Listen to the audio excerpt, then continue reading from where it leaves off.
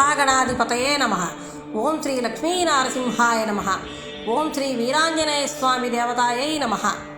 ఈరోజు నా ఉద్యోగ ధర్మంలో భాగంగా చిత్తూరు జిల్లా చౌడేపల్లి మండలం రాజనాలబండలో కొలువైయున్న లక్ష్మీనారసింహస్వామి మరియు వీరాంజనేయ స్వామి దేవాలయం యొక్క విశేషాల గురించి మీ ముందుకు తీసుకొని వచ్చాను.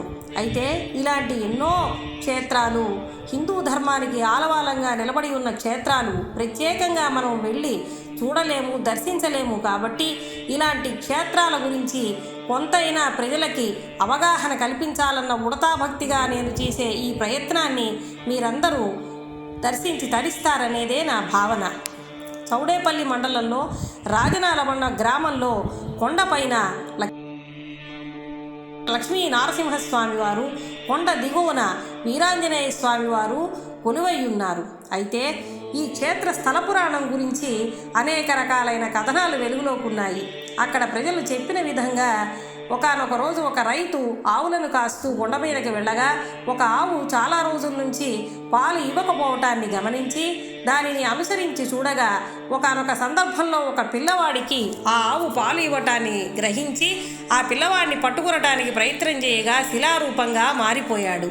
అదే రోజు కలలో యాదవరాజుకి ఆ పిల్లవాడు దర్శనమిచ్చి, నేను లక్ష్మీనారసింహస్వామినై ఇక్కడ విరాజిల్లుతున్నాను, నాకు ఆలయాన్ని నిర్మించమని కోరగా యాదవరాజు ఆలయాన్ని నిర్మించి అప్పటి నుంచి ఈ రోజు వరకు నిరంతరాయంగా స్వామివారికి అభిషేకాలు, అర్చనలు, జాతరలు జరుగుతూనే ఉన్నాయని అక్కడ ఉన్నటువంటి ప్రజలందరూ తెలియజేశారు. అయితే ఏది ఏమైనా 500-600 సంవత్సరాల క్రితం సిద్ధుల నుంచి ఈరోజు సామాన్య మానవుల వరకు కూడా స్వామివారు అనేక రకాలైన రూపాలలో అర్చనలను, అభిషేకాలను, జాతరలను జరుపుకుంటూ నిరంతరాయంగా అక్కడున్నటువంటి భక్తులను కష్ట నష్టాల నుంచి దూరం చేస్తూ అనుగ్రహిస్తున్నారనేది ప్రతీతి. అయితే కొండ దిగువన వీరాంజనేయ స్వామి వారు సత్య ప్రమాణాల దేవుడిగా విరాజిల్లుతున్నారు. అక్కడ ఎవరైనా అబద్ధమాడినా, దొంగతనాలు చేసినా, మరే ఇతర తప్పు చేసినప్పటికీ కూడా ఆలయ ధర్మకర్తలకు ఒక రసీదుని చెల్లించి శనివారం 10 గంటల నుంచి 6 గంటల లోపల సత్య ప్రమాణాల పీఠం మీద నిలబడి స్వామివారి ముందు తాము తప్పు చేసిన తప్పుని ఒప్పుకోవాలి అని చెప్పినటువంటి సందర్భంలో ఆ ముందు రోజు రాత్రే స్వామివారు వారికి స్వప్నదర్శనమిచ్చి నీవి చేసినది తప్పు కనుక దానిని సరిదిద్దుకోమని ఒక అవకాశం ఇస్తారట. అదే పనిగా 90% మంది ప్రజలు తమ తప్పులను ఒప్పుకొని స్వామివారి ముందు మోకరిల్లటం జరుగుతోంది. ఇలా 5 శతాబ్దాలుగా సత్య ప్రమాణాల దేవుడిగా ఎటువంటి కోర్టులు, పోలీస్ స్టేషన్లు లేకుండానే స్వామివారు ఎన్నో ఇబ్బందుల నుంచి ప్రజలను దూరం చేస్తున్నారనేది ప్రతీతి.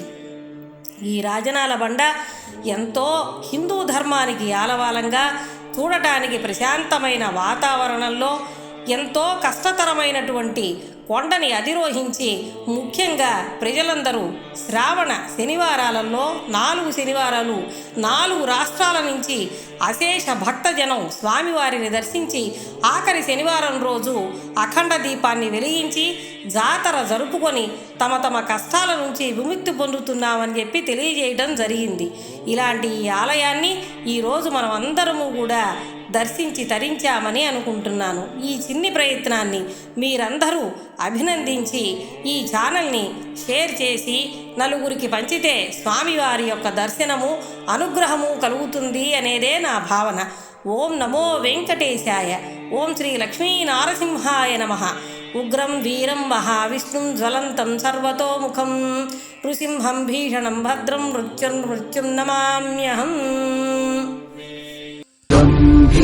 సింహద్రావక్షేత్రావాస జయ సింహ దైత్యాంత విద్యుద్ఘాత వీక్షారోక్ష నరసింహ.